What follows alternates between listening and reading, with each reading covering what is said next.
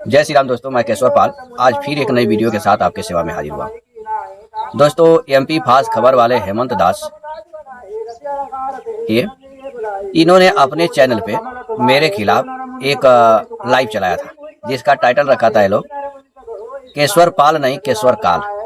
दोस्तों, हम आपसे ये कहना चाहेंगे कि आजकल हमारे नाम से ये रामपाल की पूरी गैंग थरथरा गई है। अब ये लोग वीडियो पे वीडियो बनाना चालू कर दिए हैं। अब इनकी जो है रामपाल की पोल खुलनी चालू हो गई है। इन लोगों को डर हो गया है कि अब मेरे गुरुदेव की चड्डी उतर रही है। ठीक है, पूरे चीर हरण का सीन जो है चालू हो गया है। तो इन्होंने अब मेरे वीडियो पे वीडियो बनाना चालू कर दिया है। उस चीज को ये लोग नहीं दिखा रहे हैं जिस चीज को मैं दिखा रहा हूँ अपने वीडियो में, उस चीज पे ये लोग नहीं जा रहे। तो ये हेमंत दास और ये चेतन दास और ये कोई मौर्य और ऐसे कई भगत हैं जो कि लाइव किए थे और उसमें हमको काल बता रहे हैं। तो दोस्तों, काल का अर्थ होता है भटकाने वाला। ठीक है, क्योंकि रामपाल के ज्ञान में यह है कि काल भटकाता है सबको, परमात्मा के पास यानी सतलोक के पास नहीं जाना देता, भटका के रखता है। आज हम इस वीडियो में यही देखेंगे कि वास्तव में काल मैं हूं, भटकाने वाला मैं हूं या स्वयं रामपाल है। ठीक है, भटकाना उसे कहते हैं दोस्तों जो शास्त्र के विरुद्ध बोले। तो हमें इनके ऊपर इनकी जो लाइव हुई है उसमें अनंत वीडियो बनानी है, पूरी लाइव का खंडन करना है। यह हमारी पहली वीडियो है, 15-20 मिनट की मैं वीडियो रोज बनाऊंगा इन पर, क्योंकि इन्होंने 2-3 घंटे लाइव किया है। तो उसमें एक वीडियो में तो मैं बता नहीं पाऊंगा, तो इनका मैं जो है कई वीडियो में खंडन करूंगा। दोस्तों, एक बात और हम आपसे कहना चाहेंगे कि आज हमारे बाजू में ही रामचरितमानस का पाठ हो रहा है, तो थोड़ा आपको डिस्टर्ब हो सकता है। और दीपावली है तो बच्चे सब पटाखा भी फोड़ रहे हैं, तो थोड़ा डिस्टर्ब हो सकता है। तो उसके लिए हम आपसे माफ़ी मांग रहे हैं। मैंने कल ऐलान कर दिया था कि इनके पाखंड का खंडन करेंगे, तो इसलिए जो है मैं ये वीडियो बना रहा हूँ, क्योंकि मैं अपने आप को झूठा साबित नहीं होने देना चाहता दोस्तों। तो हम पहले बात करेंगे, पॉइंट नंबर 1 है, रामपाल जी कहते हैं कि इनको कबीर नामक परमात्मा प्राप्त हुआ है। ठीक है, और हम कहते हैं कि रामपाल को कबीर नामक परमात्मा प्राप्त नहीं हुआ है। तो आइए सबसे पहले हम रामपाल की भाषा में देखते हैं, इनकी वीडियो में देखते हैं ये अपने कबीर परमात्मा की प्राप्ति के लिए क्या कर रहे हैं। ठीक है दोस्तों, रामपाल जी कहते हैं कि गीता का ज्ञान काल ने दिया है, और ये भी कहते हैं कि गुरु बिन वेद पढ़े जो प्राणी समझे न सार रहे अज्ञानी। अब मैं इन दास भाइयों से पूछता हूँ कि बताओ, रामपाल जी के किस गुरु ने राम देवानंद जी से लेकर कबीर दास जी तक किसने कहा कि गीता ज्ञानदाता काल है, जो भगवान श्री कृष्ण में प्रेत की तरह से घुसकर बोला है। ठीक है, अगर किसी ने नहीं कहा तो ये रामपाल जो है मनमुखी भाषण कर रहे हैं। इनको ज्ञान कहां से हो गया? क्या ये कबीरदास जी से बड़े हैं? बताइए, क्या ये गरीबदास जी से बड़े हैं? कि जो कबीर और गरीब ने भी नहीं कहा उस चीज को ये रामपाल कह रहे हैं। तो इस रामपाल की बातों को मानने वाला महामूर्ख व्यक्ति है। ठीक है, आगे आप वीडियो को देखिए। अपनात्मा ये ना सोचना कि दास बनावटी बात बनाकर अपना मूर्ख बनाना चाहता, नहीं, आपको बहुत बुद्धिमान बनाना चाहता है। तो दोस्तों, अभी आपने रामपाल जी की वीडियो को सुना। ये कह रहे हैं, एक पुस्तक लिखे हुए हैं और बड़ी धड़ल्ले से कह रहे हैं दासों को कि मैं तुम लोगों को मूर्ख नहीं बना रहा हूँ। ठीक है, और एक पुस्तक लिखे है उसको ये दिखाना चाह रहे हैं। तो वास्तव में दोस्तों, ये रामपाल जो है इतना बड़ा मूर्ख इन दास भाइयों को बना रहे हैं जिसका कोई सीमा नहीं। तो आप प्यार से वीडियो को देखते रहिए। अब आगे देखिए कैसे मूर्ख बना रहे हैं। ठीक है, अब देखिएगा सन 1997 के लिए कैसे आपको यकीन होगा। देखना, दास ने एक पुस्तक लिखी है आध्यात्मिक ज्ञान गंगा, और जो आपके कर कमलों में है, इसमें एक लेख है 538 पृष्ठ पे, यथार्थ कबीर पंथ परिचय नामक एक विषय है। और इसमें यहाँ लिखा है, मुझ दास यानी रामपाल दास को परमेश्वर कबीर साहिब जी संवत 2053 फाल्गुन मास शुक्ल पक्ष एकम मार्च 1997 को दिन के 10 बजे मिले थे, तथा सार शब्द की वास्तविकता और संगत को दान करने का सही समय संकेत देकर अंतर्दान हो गए थे। और इसको यानी मुझे परमात्मा मिले थे, इसको अगले आदेश तक रहस्य युक्त रखने का आदेश दिया। तो अभी दोस्तों आपने देखा, रामपाल जी अपने द्वारा लिखित पुस्तक कबीर नामक परमात्मा मिला है, इस प्रमाण को सिद्ध करने के लिए रामपाल जी अपने ही द्वारा लिखित पुस्तक आध्यात्मिक ज्ञान गंगा पृष्ठ संख्या 538 खोल के दिखा रहे हैं। उस पर ये लिखते हैं कि मुझ रामपाल दास को कबीर नामक परमात्मा संवत 2054 फागुन मास शुक्ल पक्ष 1 कम मार्च 1997 को दिन में 10 बजे मिले, सार शब्द की वास्तविकता बताकर अंतर ध्यान हो गए। ठीक है, यानी इनको कबीर नामक जो परमात्मा मिला वो सार शब्द की वास्तविकता बताकर अंतर ध्यान हो गया। इस बात को गुप्त रखने का आदेश इनको दे दिया कि किसी को बताना नहीं कि मैं तुमको मिला था। ठीक है, तो इस बात को ध्यान में रखिएगा कि सार शब्द की वास्तविकता बताकर अंतर ध्यान हो गया। अब मैं आपको मार्च 1997 का कैलेंडर दिखा रहा हूँ। ये देखिए स्क्रीन पे लगा हुआ है। इसमें बताया गया है कि मार्च 1997 में संवत 2053 है और उसका जो है फागुन महीना है। ठीक है, और संवत 2054 का चैत महीना है। कितना में? मार्च 1997 में। संवत जो है चैत से चालू होता है और फागुन पे खत्म होता है। यानी वो मार्च 1997 में हर मार्च में संवत बदल जाता है दोस्तों। हर मार्च में 2 संवत होता है। अब 1997 में जो 2 संवत था उसमें एक ये जो है स्क्रीन पे है संवत 2053 का फागुन है और 2054 का चैत है। अब ये देखिए यह 1998 का कैलेंडर है, मार्च 1998 का। इसमें संवत 2054 का फागुन है और संवत 2055 का चैत है। ठीक है, यानी रामपाल जी ने पूरे 1 वर्ष का झूठ बोला। अब विचार कीजिए कि इनको अगर होशो हवास में कबीर नामक परमात्मा मिला होता तो ये डेट कैसे भूल गए? अभी 1 साल का डेट भूल गए। ठीक है, ये कहते हैं कि भगवान श्री कृष्ण गीता का ज्ञान दिया था तो फिर वो दोबारा अर्जुन पूछे तो क्यों नहीं बताए? तो विचार कीजिए कि रामपाल जो है क्यों नहीं इस बात को बताए भाई कि हमको इस दिन परफेक्ट मिला है। तो इसलिए मैं कहता हूं कि रामपाल को मिलने वाला कबीर नामक परमात्मा नहीं है, क्योंकि डेट ही गलत है। ठीक है, अब जब इस बात को चेलों ने देखा, ये चेतन दास और हेमंत दास की तरह से, तो इन चेलों ने क्या किया कि जल्दी जल्दी में एक लेमिनेट वीडियो बनाया और उसमें बोला कि 9 मार्च 1997 संवत 2053 को कबीर नामक परमात्मा जो है, रामपाल जब इंजीनियर थे तो उन्होंने जिस पुलिया को बनवाया था उस पुलिया पे मिला और इनको ससरीस सतलोक भेज दिया। इस प्रकार कबीर परमात्मा संत रामपाल जी महाराज जी को सह शरीर सतलोक भेज देते हैं और अपनी लीला को आगे बढ़ाते हैं। तो दोस्तों आपने अभी चेलों की वीडियो को देखा। ये लोग बता रहे हैं कि संवत 2053 में इनका कबीर नामक परमात्मा रामपाल को मिला और सशरीर सतलोक भेज दिया। जबकि रामपाल अपनी पुस्तक आध्यात्मिक ज्ञान गंगा में लिखते हैं कि इनको कबीर नामक परमात्मा मिला और सार शब्द का वास्तविकता बताकर अंतर ध्यान हो गया। वो केवल अंतर ध्यान होता है। अभी चेलों ने क्या किया कि उस रामपाल को ही सशरीर सतलोक भेज दिया और उसी के नाम पे उसी का रूप बना करके जो कबीर नामक परमात्मा है इन दास भाइयों का, वो जो है जेल में बैठ करके रोटियां तोड़ रहा है और सारा कार्य कर रहा है। इन दास दासियों का 10वां अंश लेकर के, ज्योति पाठ लेकर के, दान का पैसा लेकर के सारा कार्य कर रहा है। तो आप ये बताइए कि मैं भ्रमित कर रहा हूँ या ये रामपाल भ्रमित कर रहे हैं या स्वयं ये जो है हेमंत दास और चेतन दास जैसे काल के दूत, रामपाल के काल के दूतों द्वारा आप लोग भ्रमित हो रहे हो? विचार करिए। तो ये काल के दूत ही तो भ्रमित कर रहे हैं। सशरीर रामपाल को सतलोक भेज दे रहे हैं और रामपाल बोल रहे हैं कि हमको कबीर नामक परमात्मा मिला, अंतर ध्यान हो गया, और डेट भी गलत बता रहे हैं। तो भ्रमित करने वाले तो यही काल हैं, काल के दूत हैं। काल और काल के दूत दोनों मिलकर के भ्रमित कर रहे हैं। ठीक है, अब अगली पॉइंट हमारी ये है दोस्तों कि रामपाल का दावा है कि कबीर साहब ने एक भविष्यवाणी किया था कि जब 5505 बीत जाएगा कलयुग तो एक सार शब्द बताने वाला, उद्धार करने वाला संत आएगा। वह संत मैं हूँ। ठीक है, तो आप ये रामपाल की वीडियो पहले देख लीजिए। यह रामपाल जी जो है बता रहे हैं कि ये जो है 5505 में बीतने वाले, ये जब कलयुग 5505 वर्ष बीत जाएगा तो आने वाला यही महापुरुष है।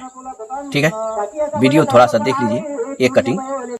3400 ग्रहण पढ़ लेंगे, लेखा दिन आई कलयुग की आयु बताइए भगवान ने। और फिर बताया है 5550 तब ये बताया 5550 तब ये शब्द मेरा होगा सच्चा। तो दोस्तों अभी रामपाल जी की आप सुन रहे थे, यह कबीर वाणी में एक कबीर सागर में कबीर वाणी नामक अध्याय है, उसके पृष्ठ संख्या 137 पे यह वाणी लिखी हुई है कि 5505 तब ये शब्द हो गया साचा। ठीक है, तो रामपाल जी ने इतना तो पढ़ के सुना दिया, लेकिन इसके नीचे क्या लिखा था इन्होंने नहीं पढ़ के सुनाया, क्योंकि इसके नीचे इनका भेद खुलने वाला था। ठीक है, तो आइए हम आपको पढ़ के सुना देते हैं और स्क्रीन पे हम इस चीज को लगा देते हैं, आप वहां से पढ़ लीजिएगा। कबीर सागर कबीर वाणी पृष्ठ संख्या 137। ठीक है, इसमें कहा गया है कि 5505 तब ये शब्द हो गया साचा, यानी 5500 वर्ष हो जाएगा जब कलयुग, तब यह वचन सच्चा होगा, कबीर साहब की बस भविष्यवाणी पूरी होगी। सहस्त्र वर्ष ग्रहण निर्धारा आगम सत्य कबीर पुकारा। उस समय सैकड़ों वर्ष ग्रहण लगा रहेगा। ठीक है, जब 5505 वर्ष बीत जाएगा कलयुग और जब महापुरुष आएगा उस समय सहस्त्रों वर्ष ग्रहण लगा रहेगा। ठीक है, आगम सत्य कबीर पुकारा, और सत्य कबीर जो है स्वयं आकर पुकारेगा उस महापुरुष को। ठीक है, अब उस महापुरुष कहाँ पैदा होगा उसके बारे में बता रहे हैं कि 13 वंश चले राजधानी, वंश चूड़ामणि प्रगटे ज्ञानी। क्या कह रहे हैं धर्मदास जी से कि 13 वंश चले राजधानी, वंश चूड़ामणि प्रगटे ज्ञानी। 13 वंश राजधानी की तरह से चलेगा, यानी सुपर फास्ट चलेगा, और चूड़ामणि के वंश में जो पहला पंथ चूड़ामणि का है उस वंश में वह ज्ञानी महापुरुष प्रकट होंगे। आज जब वो प्रकट होंगे तो उनका लक्षण क्या होगा बताया जा रहा है कि तिनकी देह छाया नहीं हुई, सर्व पृथ्वी परमाणिक सोई। उनके देह की छाया नहीं होगी, यही सारे पृथ्वी पे प्रमाण होगा। अब रामपाल जी का देख लिया जाए तो रामपाल जी जो है कहते हैं अपने आप को कि ये गरीबदास जी के वंश में पैदा हुए हैं, और अगली हम आगे लगा देंगे वीडियो, उसमें आप देख लीजिएगा कि इनके देह की छाया है। और सहस्त्रों वर्ष यानी हजारों सैकड़ों वर्ष ग्रहण नहीं लगा इस समय, जब से रामपाल जी नाम दीक्षा दे रहे हैं। एक भी वर्ष लगातार ग्रहण नहीं लगा कि लगातार सहस्त्रों वर्ष ग्रहण लगा रहा हो। ठीक है, ऐसा नहीं है, एक भी वर्ष पूरे दिन वर्ष पूरे वर्ष ग्रहण नहीं लगा रहा। इसमें लिखा है कि सहस्त्र वर्ष ग्रहण निर्धारा आगम सत्य कबीर पुकारा, और उसको उस महापुरुष को स्वयं सत्य कबीर आकर पुकारेंगे। ठीक है, कोई सार शब्द की वास्तविकता बताकर अंतर ध्यान होने वाले नहीं है। तो इसलिए रामपाल जी पूरा झूठ बोल रहे हैं, गुमराह कर रहे हैं, तो काल के रूप तो यही स्वयं है। ठीक है,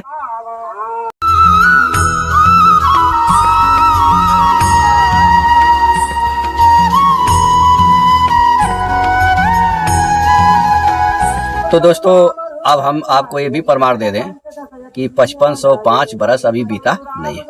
ठीक है दोस्तों, यह आर्यभट्ट की पुस्तक है आर्यभट्टियम।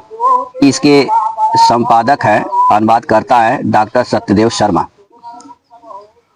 इसमें आर्यभट्ट जी अपने जन्म के बारे में लिखते हैं इसके 10वें श्लोक में कि जब 3 युग सतयुग, त्रेता युग और द्वापर युग बीत चुके हैं और कलयुग कलयुग के 60 गुणे 60 यानी 3600 वर्ष बीत चुके हैं, मैं अब 23 वर्ष का हो चुका हूँ। इसका अर्थ है कि कलयुग के 3601वें वर्ष में उनकी आयु 23 वर्ष थी। आर्यभट्ट का जन्म 476 ईस्वी में हुआ था। इस प्रकार कलयुग के आरंभ 3601 माइनस 476 प्लस 2300 बराबर 3102 ईस्वी हुआ था। यानी आर्यभट्ट के जन्म के अनुसार कलयुग का शुरुआत 3102 वर्ष में हुआ था। तो दोस्तों अभी आपने देखा आर्यभट्ट जी एक जो हमारे देश के महान गणितज्ञ ज्योतिष हुए थे, उन्होंने एक आर्यभट्ट नामक पुस्तक लिखी थी और उन्होंने उसमें अपने जन्म के बारे में लिखते हैं। तो उस प्रमाण के अनुसार अभी कलयुग 5505 बरस नहीं बीता है। ठीक है, अभी जो कलयुग है अभी आज के डेट में सन 2025 में कलयुग की उम्र 2025 में कलयुग की उम्र 5127 बरस हुआ है। अभी 5505 बरस बीतने में बहुत दिन बाकी है और रामपाल जी अभी से डंका पीट रहे हैं। तो दोस्तों हमारे कुल मिला जुलाकर हम आपसे यही कहना चाह रहे हैं कि रामपाल जी जो है केवल गुमराह कर रहे हैं। इनको ना तो कबीर नामक परमात्मा मिला, ना ही तो ये संवत 2054, ना ही तो कलयुग 5505 वर्ष बीता है। ठीक है, तो ये दोनों पॉइंटों में रामपाल जी केवल गुमराह कर रहे हैं। इनका कोई मतलब दूर दूर तक सत्य वचन नहीं है, झूठ वचन है। और काल का काम क्या है? झूठ बोलना, गुमराह करना। तो रामपाल जो है स्वयं काल हैं, और इनके जो ये दूत हैं चेतन दास, हेमंत दास और मौर्यानंद जो हैं, ये दूत जो हैं, ये सबको गुमराह कर रहे हैं। ठीक है, रामपाल जी जेल में बैठ करके इन दूतों को छोड़ा है कि जाओ दूतों तुम लोग गुमराह करो। ठीक है, बर में पंथ हम ही चलावे और सब पंथ मिट एक ही पंथ चलावे। धर्मदास जी से कह रहे हैं कि बर में पंथ माऊंगा मैं आगे चल के, और सब पंथ मिटा के एक ही पंथ चलाऊंगा। अब अपना ही परमात्मा दास भेज दिया, अपना वही और शक्ति उन्हीं की काम कर रही है। तो दोस्तों आपने अभी क्या देखा कि रामपाल जी कह रहे हैं कि इनका जो कबीर नामक परमात्मा है वह कह रहा है कि 12वें पंथ हम ही चले आवे। वो नहीं आया, दास को भेज दिया, वही पावर वही शक्ति दे करके वही काम करने के लिए। यानी वो आता तो मुक्ति करवाता, अब मैं वही आ गया हूँ मुक्ति करवा रहा। अब विचार कीजिए कि रामपाल जी अपने स्वार्थ के लिए अपने इष्ट को झूठा सिद्ध कर दिया। यदि वह वादा किया है कि मैं आऊंगा तो उसको आना चाहिए, लेकिन वह आया नहीं। ठीक है, जबकि हमारे भगवान श्री रामचंद्र जी कहते हैं कि रघुकुल रीत सदा चली आई, प्राण जाई पर वचन न जाई। ये बहुत फेमस है, सब लोग इसको जानते हैं कि रघुकुल रीत सदा चली आई, प्राण जाई पर वचन न जाई। भगवान राम से जब मिलने के लिए विभीषण आते हैं पहली बार, तो विभीषण को कहते हैं कि जाओ मैं तुझे लंका का राजा बना दिया। लंकेश्वर शब्द से उनको पुकारते हैं। विभीषण को बड़ा अचंभा होता है कि अभी तो मेरा भाई जिंदा है और अभी बहुत विश्व विजयी है, देवताओं तक को बंधक बना लिया है, और ये हमको बिना देखे ही, मेरे भाई से बिना लड़े ही, बिना उसको पराजित किए ही मुझे लंकेश्वर शब्द से पुकार रहे हैं। तो बोला आज के भगवान क्या आप मस्ती कर रहे हैं? तो प्रभु बोले कि नहीं, आज से आप लंकेश्वर ही हो और मैं आपको लंकेश्वर ही कह के पुकारूंगा। जब राम और रावण का युद्ध हो रहा है दोस्तों, तो रावण जो है एक शक्ति छोड़ देता है विभीषण के ऊपर, और वो अमोघ शक्ति रहती है। उसके लगते ही विभीषण के प्राण पखेरु उड़ने वाले हैं, लेकिन उस शक्ति को भगवान अपने ऊपर ले लेते हैं। कारण है कि वो अपने वचन की रक्षा करने के लिए कि मेरा प्राण बेशक चला जाए, लेकिन मैंने जो वचन दिया है विभीषण को कि तू लंकेश्वर हो जा, तुझे लंका का राजा बनाऊंगा, उस वचन को झूठा नहीं करूंगा। लेकिन यहाँ पे जो रामपाल जी हैं, हालांकि कबीर साहब यदि कहे हैं कि 12वें पंथ में हम आएंगे तो आएंगे, वो अगर वो भविष्यवाणी किए हैं कि नहीं वो 5505 जब कलयुग बीत जाएगा तो महापुरुष आना है तो आएगा वो, क्योंकि अभी कलयुग बीता ही नहीं। लेकिन रामपाल जी जो है अपने स्वार्थ सिद्धि के लिए अपने उन्हीं आराध्य देव को झूठा सिद्ध कर दिया। ठीक है, तो आप बताइए, जब झूठा सिद्ध करके रामपाल जो है लोगों को गुमराह कर रहा है और काल का जो है काम ही गुमराह करना है, तो काल कौन हुआ? मैं हुआ या रामपाल हुए? ठीक है, मैं तो ये बता रहा हूं कि भाई देखो ऐसे ऐसे रामपाल गुमराह करते हैं।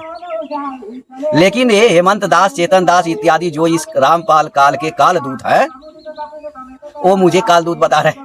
ठीक है, काल बता रहे, विचार कीजिए। अब रामपाल जो है हमारी गीता को लिया और इसमें से 3 भगवान बताया 15 अध्याय के 16-17 में, जबकि वहां भगवान ने कहा कि शरीर को क्षर कहते हैं, आत्मा को अक्षर कहते हैं, यही 2 पुरुष है संसार में, और उत्तम पुरुष को परमात्मा कहते हैं। 18 में बताया कि वह उत्तम पुरुष मैं हूँ, क्योंकि मैं क्षर से अतीत हूँ और अक्षर से उत्तम हूँ, इसलिए लोक में और वेद में पुरुषोत्तम नाम से प्रसिद्ध हूँ। लेकिन यह रामपाल जो है गुमराह करने के लिए यहाँ पे 3 भगवान बना दिया, और भगवान की महानता को कम करने के लिए लोक वेद सुने सुनाए ज्ञान कर दिया रामपाल। ठीक है, 17 के 23 में जाकर के 3 मंत्र दे दिया दासों को, लो रटो। ये सांकेतिक है ओम तत्सत, तत्वदर्शी संत बतावेंगे। गीता ज्ञानदाता को स्वयं काल याद नहीं है, गीता ज्ञानदाता को स्वयं ज्ञान नहीं है, अल्पज्ञ है। ठीक है, ओम काल का मंत्र है, तत् अक्षर पुरुष का मंत्र है, और सत सतपुरुष का मंत्र है। जबकि वहां भगवान ने पूरे विस्तार से बताया दोस्तों कि कोई भी वैदिक कार्य, यदि आप वैदिक सिद्धांत को मानने वाले हैं तो जो भी कार्य करें ओम से चालू करें, तत् परमात्मा के लिए करें। क्यों? आप मुक्ति यदि चाहते हो तो, और सत आपका स्वभाव हो, तो आपको फल मिलेगा। यदि ओम से आप कार्य चालू किए और तत् अपने लिए करें और सत आपका स्वभाव हो तो आपको स्वर्ग जैसे सुख सुविधाओं वाले सतलोक जैसे लोक मिलेंगे। लेकिन यदि आपने ओम से कार्य चालू किया, जब तक हवन जो भी है ओम से चालू किया और तत् परमात्मा के लिए किया या चाहे अपने लिए किया और आपका स्वभाव असत हुआ तो उसका कोई फल नहीं मिलेगा। तो भगवान ने ओम तत् सत ये 4 की बात की, असत, ओम तत् सत और असत, ये 4 की बात की। और रामपाल क्या कहते हैं कि तत्वदर्शी संत बतावेंगे। तो विचार करें दोस्तों, गुमराह कौन कर रहा है, कौन भटका रहा है, परमात्मा प्राप्ति के मार्ग में कौन रोड़ा है? स्वयं रामपाल, मैं नहीं। ठीक है, मैं तो आपको बता रहा हूं कि रामपाल जो है ऐसे ऐसे झूठ बोलता है और इसके झूठ का व्यापक रूप से प्रचार ये हेमंत दास और चेतन दास जैसे ये काल के दूत कर रहे हैं और लोग गुमराह होकर के इन दूतों के बातों को सुन करके रामपाल के काल जाल में फंस रहे हैं। ठीक है, तो साथियों, आप जो है स्वयं बुद्धि विवेक आपका है, आप अपने बुद्धि विवेक का प्रयोग करें और इस काल रामपाल काल के जाल में न फंसे। दोस्तों, इन काल दूतों का एक का नाम और है कि रामपाल जी जो है अन्नपूर्णा योजना बाढ़ पीड़ित वालों को सहायता कर रहे हैं। तो इसमें रामपाल क्या कर रहे हैं? दास यदि दान ना दें तो रामपाल क्या कर लेंगे? क्या वो कमाते हैं? उनकी कोई कंपनी है क्या? वो कोई नौकरी करते हैं? कोई बिजनेसमैन है? नहीं। तो सारे पैसे दास देते हैं और रामपाल का नाम लगा देते हैं कि रामपाल कर रहे हैं, रामपाल कर रहे हैं। अरे पैसे किसी एक मामूली व्यक्ति को भी दोगे तो वह व्यक्ति ऐसे ऐसे कितनी योजनाएं चला सकता है। ठीक है, ये रामपाल के नाम से थोड़ी है। अगर मान भी लो कि रामपाल योजनाएं चला रहे हैं, अच्छे काम कर रहे हैं, तो जैसे एक कोई अपराधी है वो कितना भी संसार में समाज सेवा करे लेकिन उस अपराध के लिए उसको कानून सजा देगा ही देगा, ऐसे ही रामपाल जी शास्त्रों के भक्ति मार्ग में एक अपराधी है। इन्होंने शास्त्रों का उल्टा सीधा अनुवाद करके लोगों को गुमराह किया। इसलिए ये चाहे कितना भी कुछ भी योजना चलाएं, इनको सजा मिलेगी ही मिलेगी, इनको बुरा कहा ही जाएगा। ठीक है, तो आज के लिए इतना ही दोस्तों, फिर मिलेंगे नेक्स्ट वीडियो में। तब तक के लिए जय सीताराम।